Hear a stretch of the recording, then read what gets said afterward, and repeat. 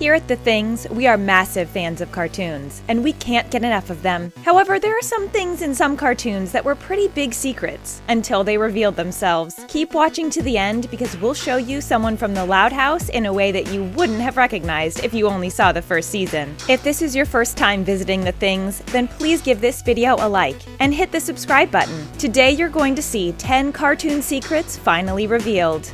Disney cameos. Here at The Things, we're gigantic, lifelong fans of pretty much everything Disney has ever produced. If there's one thing the iconic animation studio does well, it's making cartoons that appeal to its target audience and beyond. Let's face it, if we told you to name an actually bad Disney film, could you do it? We don't think so. The best you could probably do is a film that doesn't appeal to you as much, which isn't the same thing at all. But one of the reasons why Disney has always been a byword for quality and class is the attention to detail. And with such an illustrious history, there are bound to be some cool things that you might not notice otherwise. For instance, did you know that 101 Dalmatians features a cameo from the title characters of The Lady and the Tramp?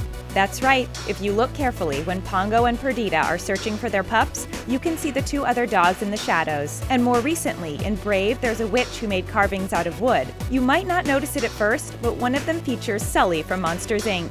Those are just two. In fact, we think we could fill today's list with great Disney cameos.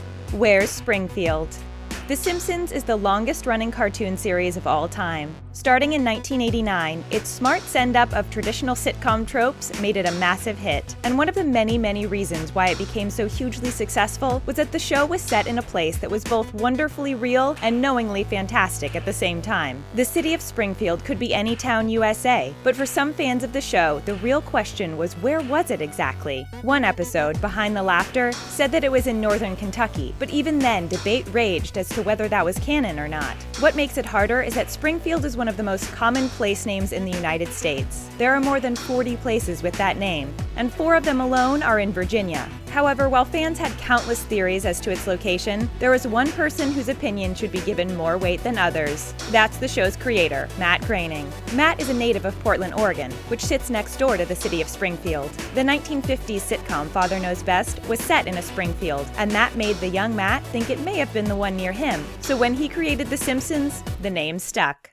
Shaggy's real name. Scooby-Doo, Where Are You? Is one of the best-loved and most iconic TV cartoons of all time. The stories of teenagers Fred, Velma, Daphne, Shaggy, and their Great Dane Scooby-Doo were smash hits across the globe. It was yet another classic cartoon from Hanna-Barbera, and it led to a whole lot of spin-offs. However, there's one thing that a lot of fans of the show may either not have realized or else didn't know at all, and that is what Shaggy's real name is. If you don't know who Shaggy is, he's the laid-back slacker with the massive appetite. So what was Shaggy's real name? The answer to that question is Norville Rogers. By the way, did you know that despite what a lot of fans believe, Shaggy was only really a hippie by accident? His original voice actor, Casey Kasem, had no idea what a hippie was supposed to sound like, so he based his voice on a character played by the actor Richard Crenna in the 1950s sitcom Our Miss Brooks. Moana and Aladdin. We all enjoyed the 2016 smash hit movie Moana. Disney's tale of a Polynesian princess who travels the seas and saves her island from a blight was yet another success from the legendary animation studio. In the title character, we find a new, exciting addition to the pantheon of Disney princesses. Moana was a great film that opened up many minds, young and not so young, to different worlds and cultures. But what was the first Disney movie to take its inspiration from outside the stories of North America and Europe? We think it was Aladdin. This film was inspired by the Middle Eastern tales of 1001 Nights. Did you know that it was directed by the same people who made Moana? So that might just explain why there are lots of hidden references and Easter eggs to Aladdin in Moana. For instance, both the genie's magic lamp and the flying magic carpet from Aladdin appear in Moana. By the way, one of the great things about Moana is that many of the movie's voice cast were of either Hawaiian, Maori, or Polynesian descent. Let's look at Moana's Auli'i Cravalho. She's a native Hawaiian. There's also Dwayne Johnson. The former WWE champion is of Samoan origin and has been known to watch the country's rugby union team. Sleeping Powerpuff Girls.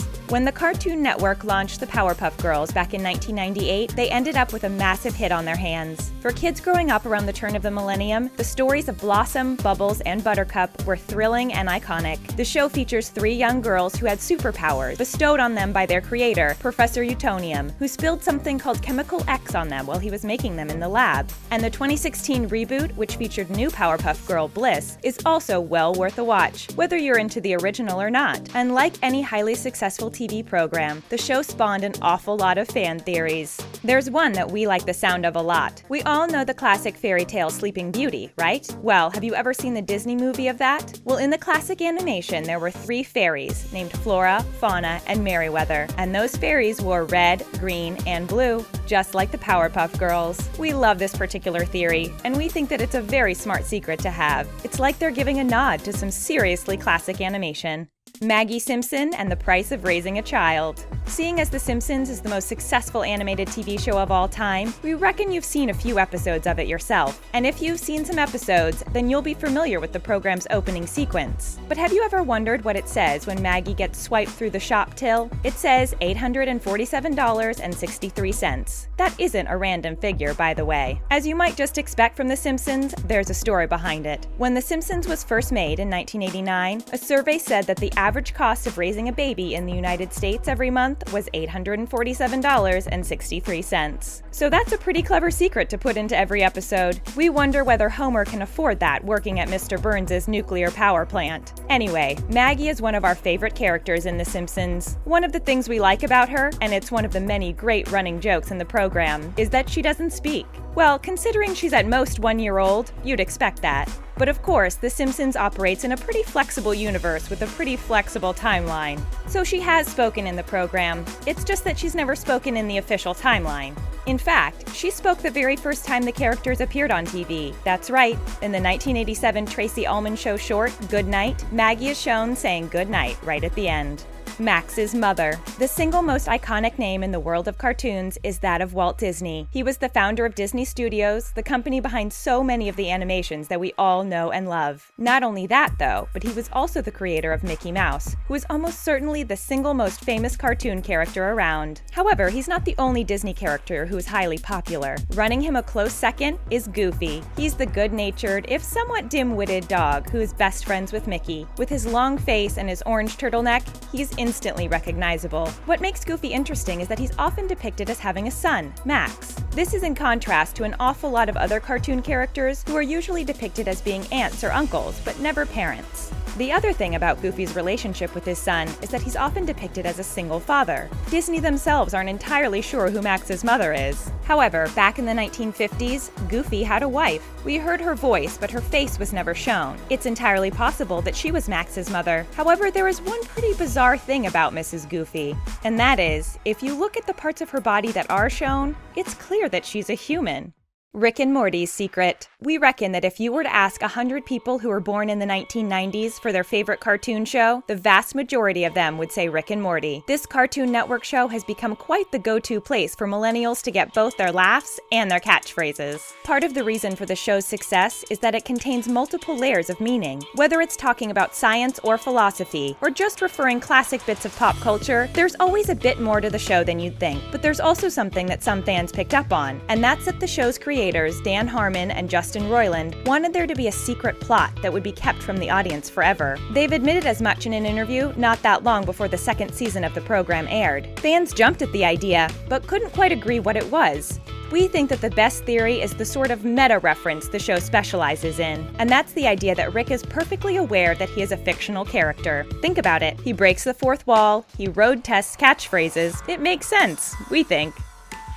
Brian was human. When Family Guy first premiered on the Fox network in 1999, people went crazy. Now, Seth MacFarlane's fast-paced, wisecracking saga of the Griffin family and their lives in Quahog, Rhode Island are firmly part of popular culture. The show's characters and catchphrases are familiar to people who have never even watched the program. Now, one of the most popular, and certainly one of the most interesting, we think, of the characters is Brian Griffin. He's the sophisticated, talking, cocktail-drinking, jazz-loving, white Labrador dog that the Griffin family owns. cats. But here's the big question. How did a dog get to be like that? Well, usually that's the sort of thing that happens in the cartoon world. Things in animations don't have to make sense. They just have to work within the context of the show. However, some fans of Family Guy came up with a notion that turns the show into a pretty dark place, with at least one pretty dark secret. That's the idea that Brian was originally a human. Since Family Guy occupies the same universe as Seth MacFarlane's other show, American Dad, and that features a goldfish with a human brain implanted, it could happen. It would certainly make sense. The Loud Parents. If you're a subscriber to The Things, and if you aren't, hello, you should really hit the subscribe button as soon as you're done with this video. You've probably worked out by now that we're all gigantic fans of The Loud House, but why the heck wouldn't we be? It's cool, it's funny, and we love it. But have you ever noticed that in a lot of cartoons, you never get to see adult characters' faces? That's right, when you think about it, it's a pretty common trope, and that was certainly true in The Loud House. You never saw the Loud kids' parents. Well, at least you didn't in the first season. While the characters of Lynn Sr. and his wife Rita were definitely there, you never entirely saw what they looked like. So it was a bit of a shock when the second season of The Loud House aired and we got to see Rita and Lynn Sr.'s faces. Turns out she's a nice, pretty blonde lady, while he's a balding man. However, we aren't entirely sure what she does for a living, nor do we know what her maiden name is. It might be important considering that she's the only character whose name doesn't start with the letter L. What's your favorite cartoon secret that we've not addressed today? Let us know in the comments. And that's it for 10 cartoon secrets finally revealed. If you enjoyed it, why not check out 10 kids' cartoon characters reimagined as adults? Thanks for watching, and don't forget to subscribe.